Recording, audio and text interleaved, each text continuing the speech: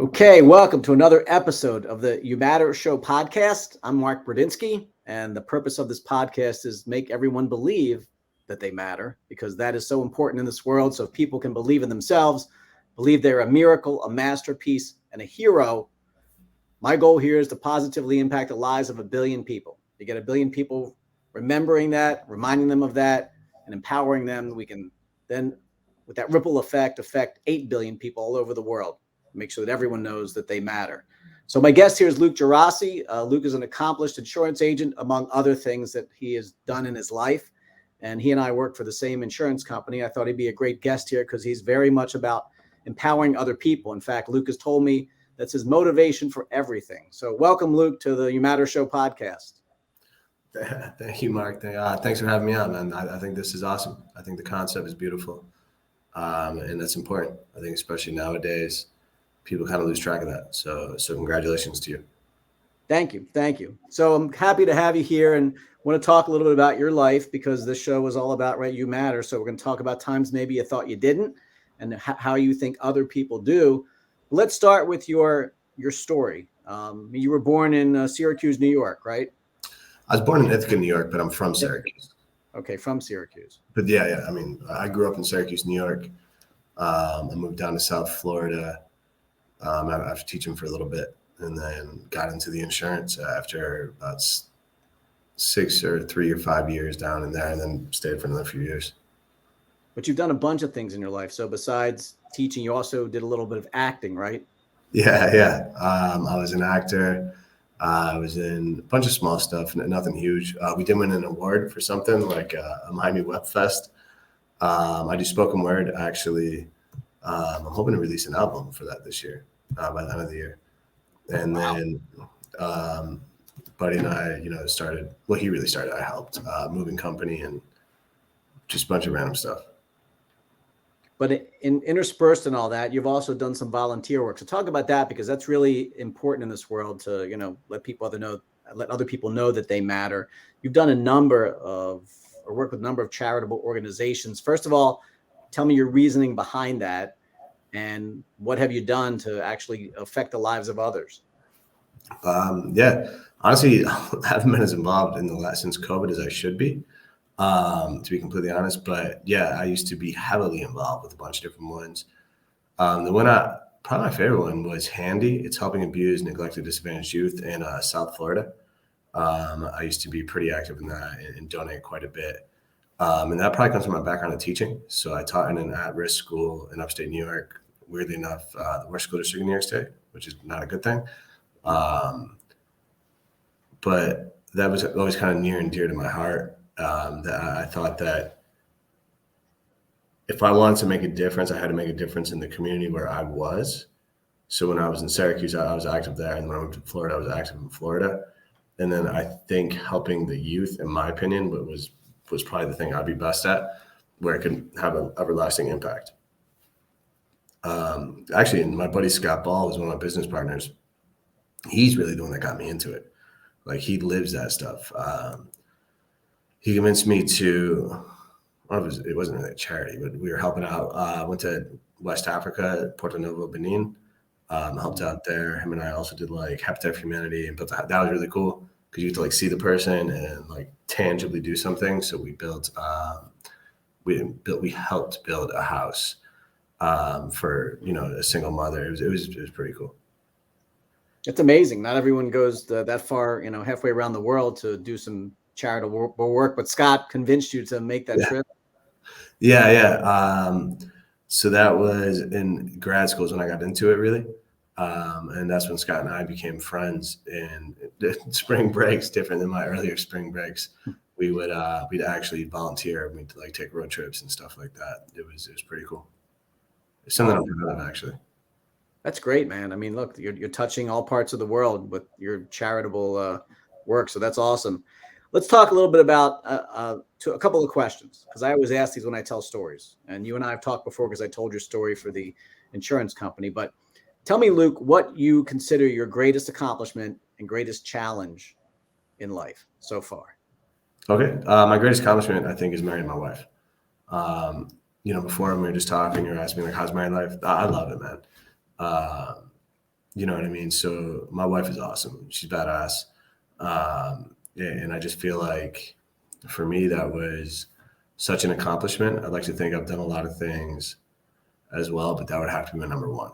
And for greatest challenge, do you mean like greatest challenge I've overcome or that I'm currently dealing with? Whatever. I mean, it could be greatest challenge you've overcome in life or what you're working on right now. Okay. So I would say overcome would actually be, so as Mark referenced, as you referenced, we work for the same insurance company. I started an office in a city that I didn't know people. And I started it at a low level. At least at that time, I was at a lower level. And I paid for everything myself. I was sleeping on couches and then on the floor of the office. I don't know if I told you that, but I was sleeping on the floor of the office when I was doing that. We absolutely knocked it out of the park. And now I'm overseeing 4 offices. So that was like a really cool thing. But I would always remind myself, like, this is going to be a great story. I think being aware of things, if I can like offer anybody a tidbit, is something we say is like follow the breadcrumbs. So what I think by that is like if you follow your intuition and only you can really know what your signs are, right? Like I feel like God leaves us signs and you follow your truth. You're not going to necessarily know how you're going to get things done, but it'll always end up working out if you don't give up. And then if you remind yourself, like, especially when you're in the midst of it, like when you're in the muck, like this is going to be an awesome story when I get out, you're going to inspire people and your truth and your example, like David Goggins, right? Like all these different people, their stories then inspire others, which then inspire others. And it creates what you're trying to do, right? It creates this domino effect. And I think that's just immensely important right now. The breadcrumbs, if I may elaborate on that a little bit. So the ancient Hebrew word for miracle, it comes from following signs to victory. Like the word miracle now is anglicized and it obviously has a ton of religious implications. And it did back then too, but Jesus wasn't alive when the word was originally created, right? It was before. So what it actually meant was just literally following signs to victory. And that would be how miracles would come. So like you can create your own miracles. And then I think like with that, again, the follow the breadcrumbs, where that ties in is as you're doing that, if you can look up every once in a while and look at the horizon, you see the big picture too, right? And there's an allegory, the allegory of the cave from Socrates or Plato. Sorry to kind of like get all about the tied in here. The allegory of the cave is what Western society is supposed to be based on theoretically. And what it is I'm just going to paraphrase it, but Socrates says people are in this cave and they're tied to these stakes, or they think they're tied to these stakes, and they're seeing these shadows on the wall. And the first person gets off and he looks and he sees a fire and he gets scared, it hurts his eyes, and he goes back to the stake. The next person gets off and he looks, sees the fire, recoups himself, goes up, and then sees the puppet master, gets terrified, and goes back. And then the next person gets off, sees the fire, sees the puppet master, walks it all the way out of the cave, realizes there's a whole world out there, and brings fire back into the cave and shows the other prisoners, I guess you could say, on the stakes. And what happens is those prisoners, they get off the stakes and end up killing that person because it hurts their eyes. The fire hurts their eyes, right? So that was something I learned in philosophy in my freshman year of college.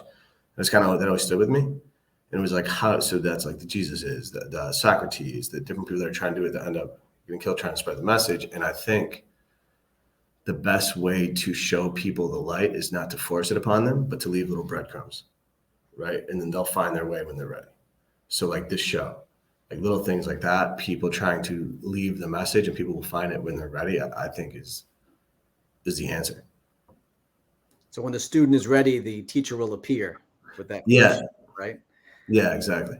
That's what I love about you, Luke. I mean, you're spiritual, you're smart, you're philosophical. I mean, you study a lot. I know you read a lot. You take walks by yourself. We've talked before, and I think that's really important. You still walk every day?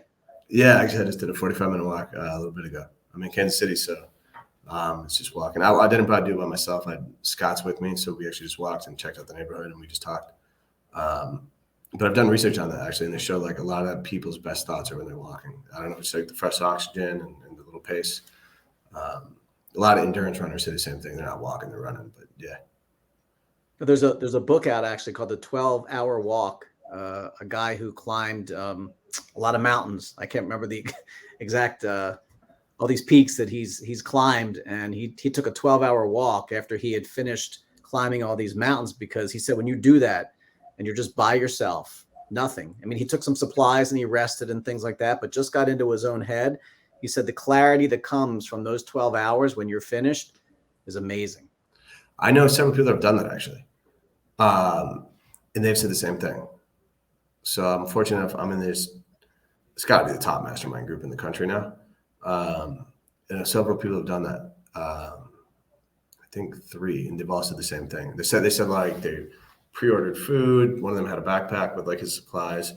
They've all said it's really powerful because like you're not supposed to talk, right? Like you're not supposed to, like, there's not supposed to be no communication, as little outside noise as possible. Ideally, if you can go to a trail or something like that. One of them did it like on the beach or something like that. But yeah, I heard of that because I've been entertaining doing that since I've heard about this. I haven't done it yet. It's being like a monk for 12 hours. Matter of fact, when the weather warms up here, I'm in Northern Virginia, but it gets a little warmer in the spring. That's my first goal, is to take that 12-hour walk like on a Sunday and just be with myself. Because you know what? We need to get inside ourselves to know and understand who we are and bring clarity, because that will lead people to believe that they matter, that they can make a difference in this world. Like I said at the top, everyone's a miracle, a masterpiece, and a hero. And like you talked about, you got to leave the breadcrumbs, and you always have to see something bigger that you're going after. And you've obviously done and accomplished many things, but was there ever a point in your life that you felt that you didn't matter? I don't know if I would say I felt I didn't matter. I mean, obviously like momentarily, but never like in the long run. There was points that I thought I would never be understood. I don't know if I would say I didn't matter. Better, worse. You know, my shadow is probably my self-confidence, but it's also like one of my strengths. It's like I always felt like I was on the right path. But there was a period in my life. Did I tell you about that when I developed like synesthesia and like everybody thought I went crazy? So it's funny because a lot of those my same friends, I understand. This is why like the allegory of the cave really just kind of like it really stood out to me. When I first turned 21, I decided that beforehand, I always told myself when I turned 21, I thought that was like when I'm going to officially become a man and things will be different. And they were to a degree, but it was really more just what I decided was different. But it was like, I'm never allowed to lie again. I'm not saying I've never lied again, but like as minimally as possible, right? And when I catch myself, I try to address it immediately. It's going to be all these different things. So I was on this long bus ride. After that, I felt like I had this big thing, and I felt like I've never had a cleaner conscience. And I was on this long bus ride from Albany, New York, down to Long Island to visit one of my friends. And sorry about like a spiritual on this, I guess I just don't have another way to explain it. But I was on the bus, and I was like, God, obviously you don't speak to me in English. Speak to me like in the way of the world, and I'll figure the signs out.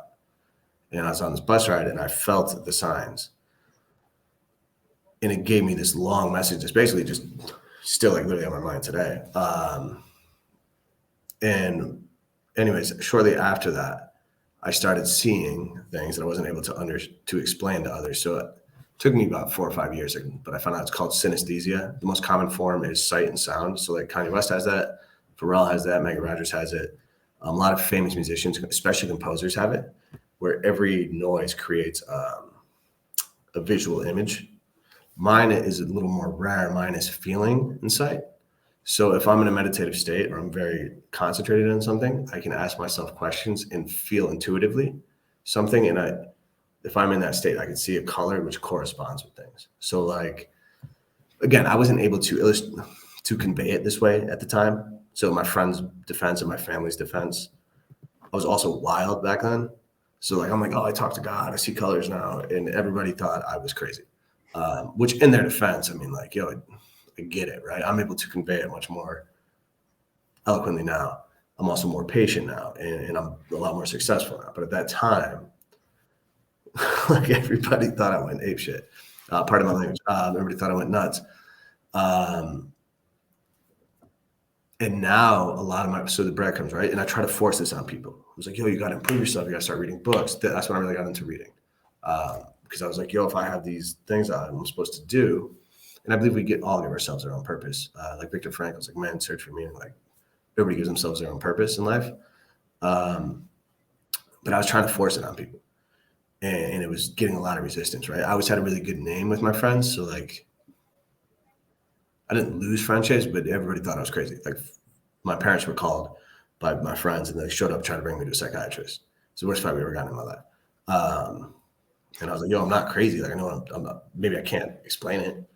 But so I wouldn't say I didn't think I mattered. Luckily, I was confident enough that I didn't hide it or whatever. I just stopped forcing it. And then what happened, now my friends reach out to me like when they get ready.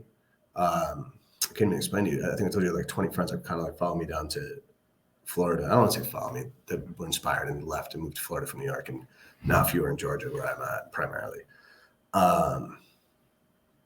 But this is like 15 years later. So it wasn't always that smooth. There was definitely a long period of time where I thought nobody will ever understand me. And I was still trying to understand myself too. I feel like I'm very clear now and I feel very authentic and I feel I matter. I feel others do too. I don't feel I matter more than anybody. Like I write all the time. One of my favorite lines is like, there's nobody I'm better than. I'm always improving with like my fellow man. But yeah, so, and actually I can give you that story. It's kind of like one a spoken word I've done a million times. If you don't mind, I'll do that right now. But it's kind of a story about me speaking to God and getting synesthesia. It's go ahead. It's your hour. I call it the thesis. It's at 21. I began the arduous process of improving my consciousness. I'll repeat this because it carries great consequence. So at 21, I began the arduous process of improving my consciousness. So I called God and the universe texted me back. When that entity hits you up, it's hard to know how to react. I mean, I really tried to heed the words, but I just couldn't relax. The problem was I was trying too hard. What I had to do was just kick back. But you got to understand, I was given a date and time. And the date was November 2029. I mean, I still remember it. I don't know if that's the date that I'm supposed to die, but it's an important event on the world timeline. But naturally, it's got me analyzing power and time. The more I think about it, I realize that the power is mine. And there's power in thought, and I think in words. There's power in thought, especially the active verbs. Now, logically, that tautology taught me the power of verbs. I'm going to repeat this because it's the basis of my thesis. In other words, the most important word you just heard, I said logically, that tautology taught me the power of words. That gives the power to nerds. If you don't believe me, look at the power carried by Zuckerberg. And that's the biggest game changer since Gutenberg. But back then, the print and press brought information to the masses. Now the stuff on social media and the algorithms, it creates this whole mental paralysis. I knew I had to avoid this, so I gave myself my own mental dialysis. And I realized there's some things I had to keep and some things I had to lose. I had to keep reading and writing, and I had to control my intake of the booze. And I did this, and of course I improved.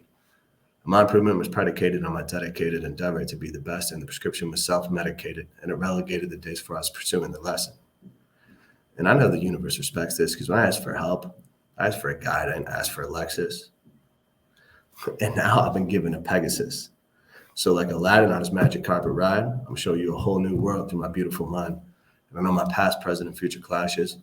I'll be like a phoenix and rise through the ashes. So like that's the first spoken word I really wrote. I write a lot now. As a reference, I think I want to do an album with it and just kind of have fun with it. But yeah, so that actually, so when I write in code, but it's always stories. So that was the story about me getting synesthesia.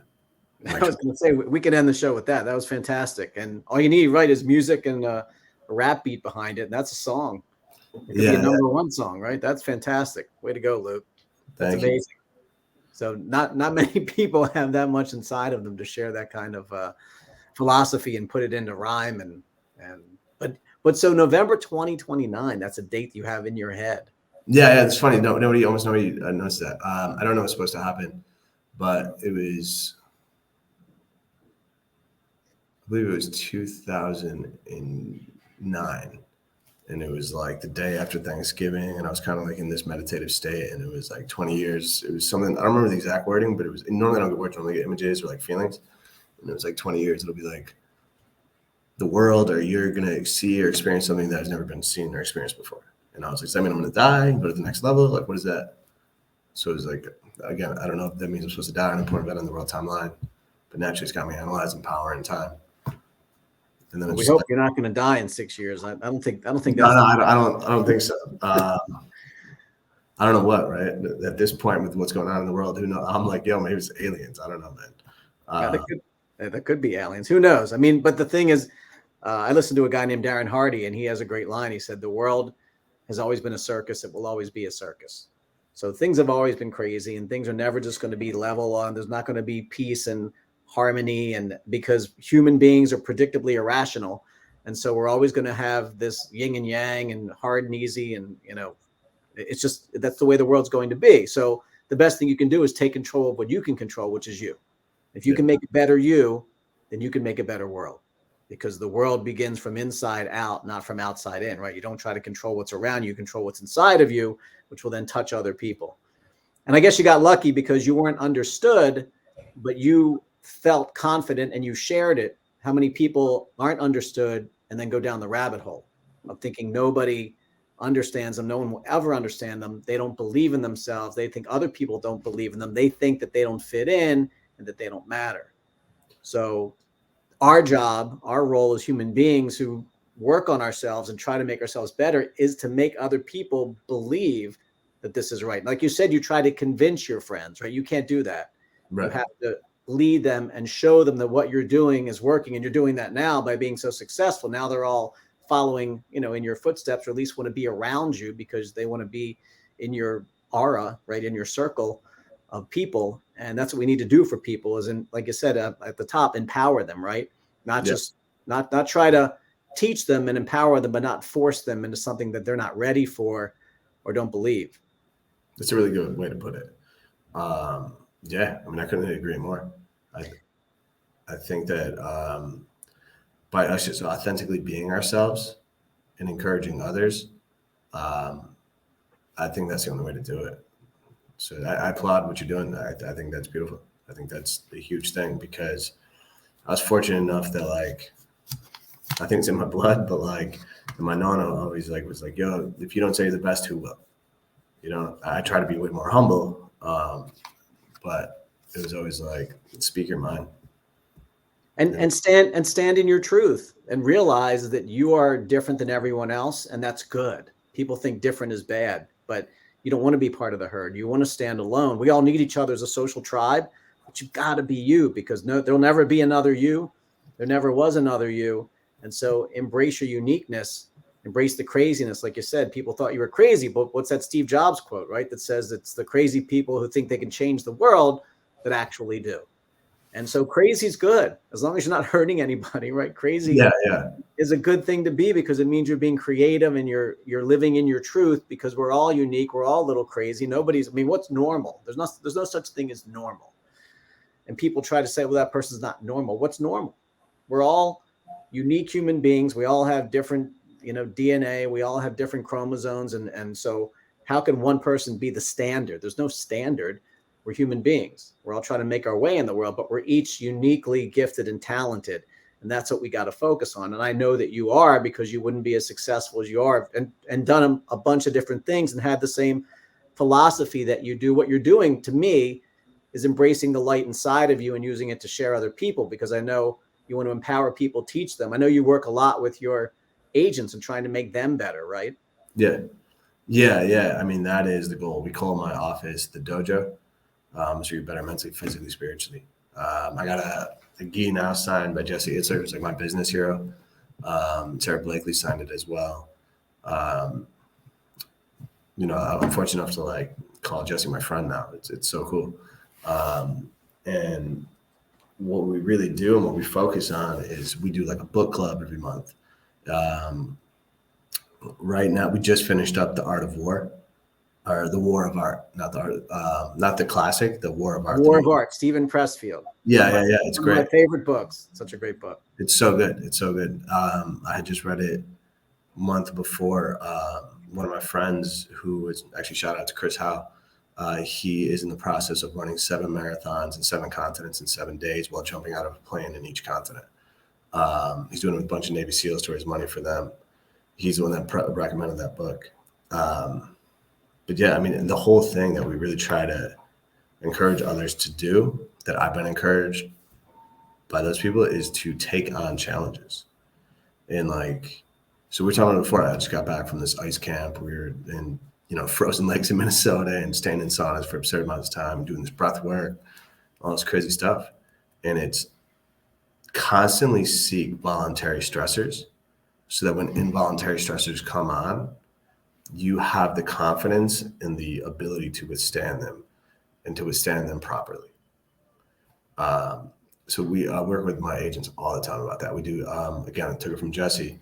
So I'm fortunate enough to work with these people very closely, and I'm taking their tools that they're showing me that I didn't know and bringing them back to my team. So we do something called Misogis, which I had always thought Jesse made up, but he actually got it from Kyle Korver, because when I met him the other day, they were saying that like he's actually on the show Jesse. But it's when you do like 1 year defining event every year. So like in Japanese culture, I believe they do it once. It's like one event that defines your life. And Jesse was like, why would you do it once in a lifetime? Why don't you do it every year? So for me this year, it's actually creating the spoken word album. And then, I've done a few of them, but it's like, so I worked with all my agents and we created a misogi.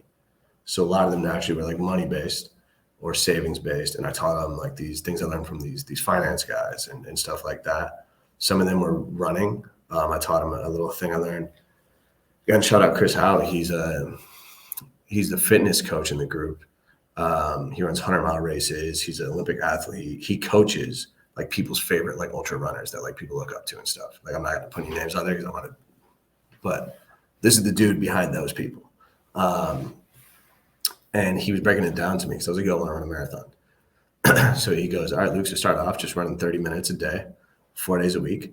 The next week, 40 minutes a day, 4 days a week.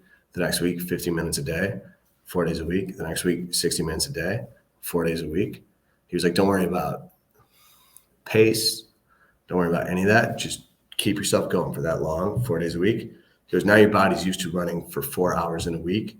On race day, he was like, obviously this is not you feel like give yourself 4 weeks to run the marathon. It's not optimal, but your body now knows it can run 4 hours in a week. You can get that whatever extra push on race day. And it's like the way some of the most successful, and these are like the 1% of the 1% in everything. The way they break these things down is so cool, like, and it's so accessible, but everything's like broken down to these simple steps. So I know I kind of just went off on a tangent, and my apologies, but no, not at all. I try to bring all these different things back to my team, right? And I'm very open about the things I do, and I'm a weird dude, but I'm very open about it. So my team knows, like, like they can be weird too. Like if I'm at the top and I'm like doing this weird shit and private language again, and I'm into all these things or my belief systems and stuff like that, I'm very open with. And I tell everybody, like you said, as long as you're not hurting nobody, explore things, grow yourself. Got to be different. In fact, so you talked about the things you did like with the ice camp and other activities. What's the core of the art? The war of art. You got me saying it. What's the core concept of the war of art is fighting what? It's fighting the resistance. Resistance, right? And that's everyone's greatest burden. And that's what keeps us from doing amazing things in our lives. And we falter and we fight it. And we try to do everything to avoid facing it. But yet resistance is the one thing that we have to face to be able to be exactly who we're supposed to be. And how many people just kowtow to that, just bend and say, I'll never be able to do this. They can't face resistance. And Stephen Pressfield for so long couldn't do that to write his first book. And that's really what the War of Art is about, is him trying to get to that point. In fact, I turned around for a second because I have Turning Pro, which is like the follow-up to that. Yeah. He references. And now he's got another one that says, put your heart where your ass is or something like that. I just read that book. It's another book like this. I mean, if you were to read a book that will take you literally 90 minutes to read, maybe that long, his books are perfect for that. And it will do a 180 on your brain, which is what we all really need. And then realize that if we can face, fight, and beat resistance, it'll open up your life like you can't imagine. Do you want to explain to people what resistance is? You do it. And it's with a capital R. It's with a capital R. It's with a capital R. Joe Rogan, those guys all reference it. So that was a great, though. That's cool. I'm going to check out those books. I didn't know that. I knew he had like Legend of Bagger Vance. He's got some like classics that I didn't realize he wrote. But you should read Turning Pro next, because that's like the follow-up to the War of Art. That makes sense. That's like the third chapter. It's like the resistance, the I forget the order of it, but it's like 3 books in one, but it's like 90 minutes to read. So the resistance for every single person, it's like your procrastination, it's your fear, it's your doubt, it's that little voice in your head that tells you need to quit, right? So like I was just in this ice thing, we're spending 5 minutes in just 3 feet of ice water, like that it cut through like chainsaws. Wow. Right. And everything in you is telling you to get out and telling you you're going to get hypothermia and all these things. And it's convincing yourself, no, it's beating that little bit of doubt in your brain. I don't want to say mind, because there's a huge difference. In Western society, we often associate mind and brain as the same thing, and they're not. Brain is the physical organ. Mind is consciousness, which neuroscientists, neuropsychologists, biologists, nobody knows. We can't define what consciousness is. We don't even know how to explain it. The word psyche, so like it's done psychedelics, I think makes sense too. The word psyche is the Greek word. We often associate it with brain. It's actually soul. In the Egyptians, the soul or the mind was in the heart.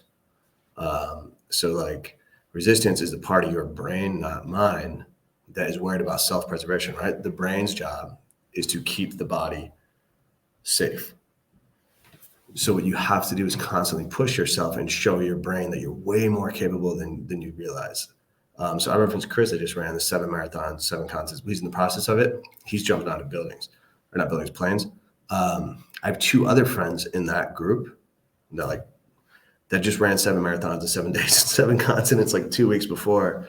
And I met up with them in their last marathon in Miami. And one of the guys, Karan, raised over $80,000 for Parkinson's. He did it in honor of his dad. He ran 7 marathons on a torn ligament in his knee, all 7. Wow. And finished, right? So I was with him, like running the last night. They got in super late, started at midnight.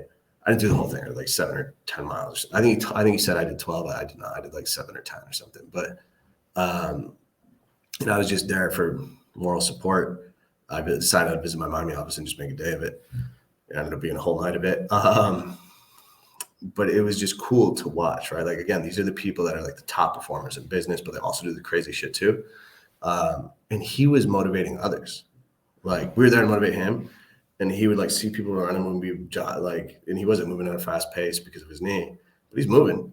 And he'd be seeing people like that would like, you could see their faces, and he'd be like, yo, let's go, man. I was just like, dude, you're hyping other. To me, it was one of the coolest things I've ever experienced in my life. Watching, it wasn't for social media. There was no cameras. It was him in it, hyping others up, ignoring his pain. And I was like, how do you feel? Like, I didn't want to ask him, how do you feel? Somebody else did. And he was like, the pain's not going anywhere. I've just learned to accept it. And I'm inviting it in, and I'm making home with it. And I know it's not going anywhere, but I'm not going to complete this. So me and the pain are just sitting, having a cup of coffee together while I'm running these marathons. And it was the coolest, like, and knowing people like that or becoming somebody like that is huge for others, right? Like, me knowing him is good for me. And then me becoming, I'm not to that level yet, but doing more and more of this stuff is good for my team. You doing this podcast and getting these voices out, that's good for people. It's everything you experience, and that your friend there is using his imagination, really, which is so powerful, to think differently. And him, I'm sure, encouraging other people while he's going through the pain is taking the pain away from him, because he's not thinking about it. What he's thinking is, what can I do for these other people to hype them up as they're trying to accomplish this as well? And it removes, anytime you can take your brain away from the focus on what is your pain point and do something different that's empowering other people and building them up, that's a game changer, because your mind is now thinking about something else. In fact, it reminds me of David Goggins. I keep this cup holder on my desk. What would Goggins do? So every time you think about something, say, what would David Goggins do? Because he's the master at this. He's really becoming the go-to person in the world for mind over body. Just done I mean, you would hear people say that he's crazy. He's not crazy. He's just using his mind to the point that most of us cannot even imagine accomplishing what David Goggins has done. And your friend is that same way, running all those marathons on a torn ligament. That takes a lot of mind power, because the body can do amazing things. It's your mind telling you that you can't. Exactly. So it's, yeah, those people are all amazing, right? Like Goggins, Chad Wright, who have been fortunate enough to, I don't want to say get to know, but I met a couple times. So they're awesome people. But everyone's awesome. And so the concept of this podcast is that, you know what, everyone is. There's no mistakes made. Everyone is here for a reason. You don't have to run on a torn ligament for other people to respect you.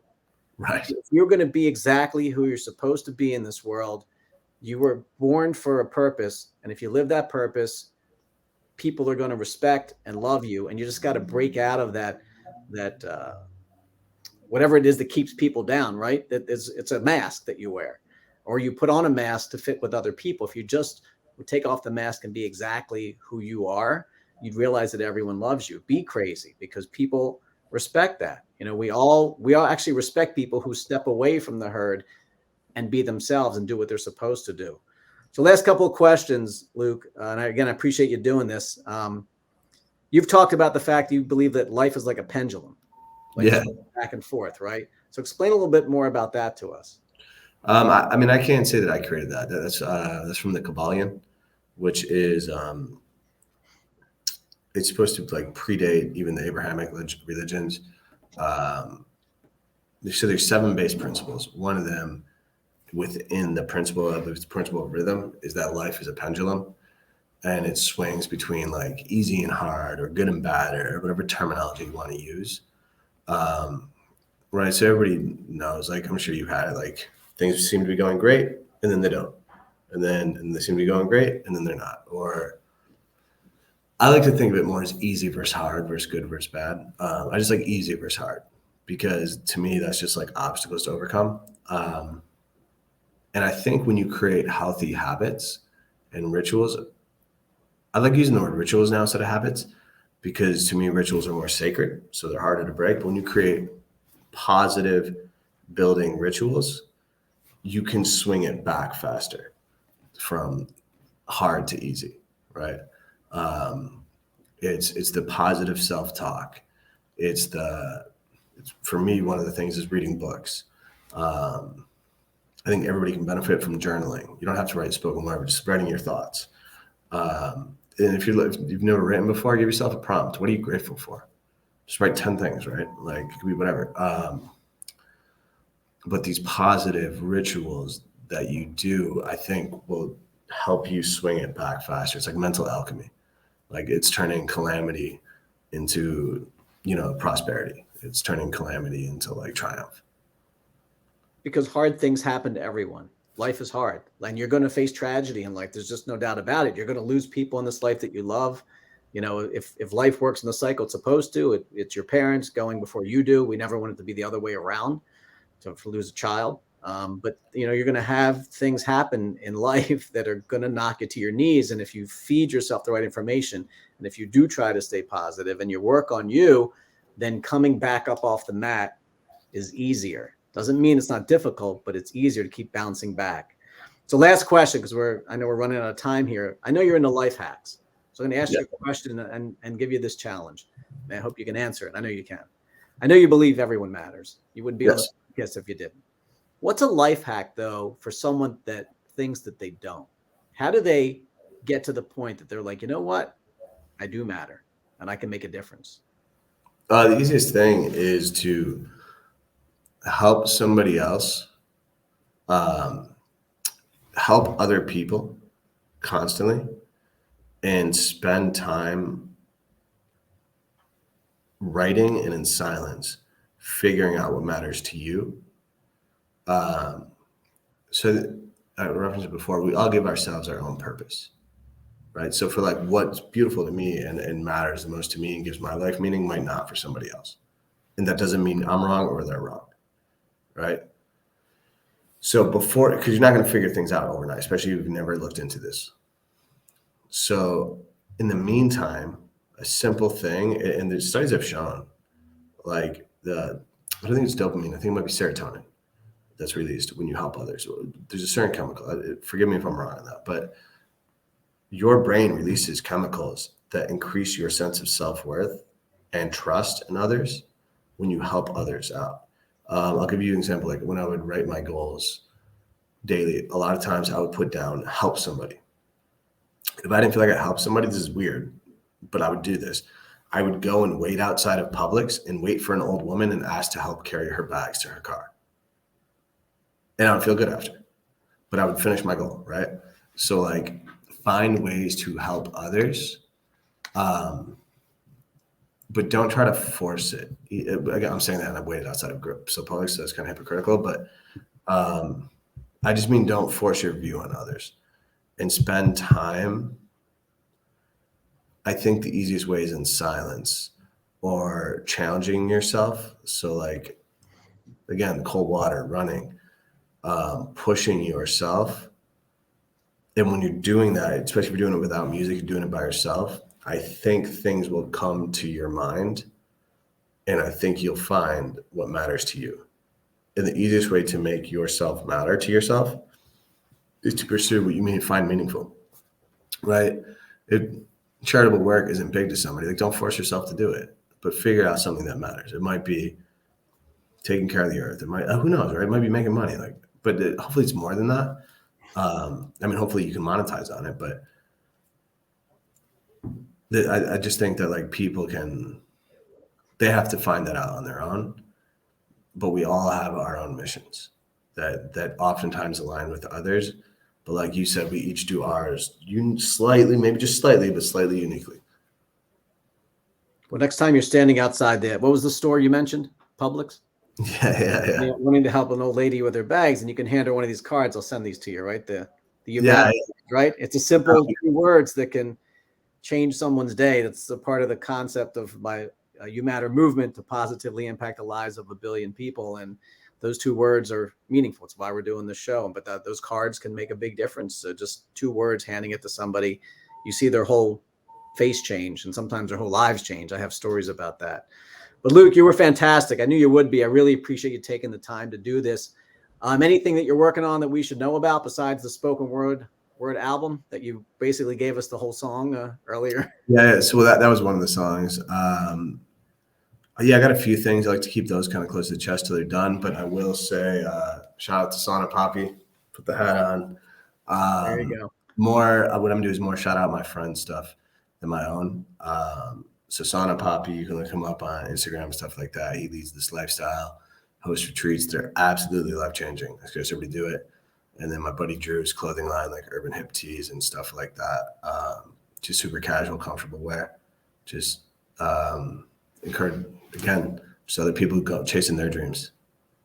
Yep. Help them do that. And then you'll feel good about yourself too. Right.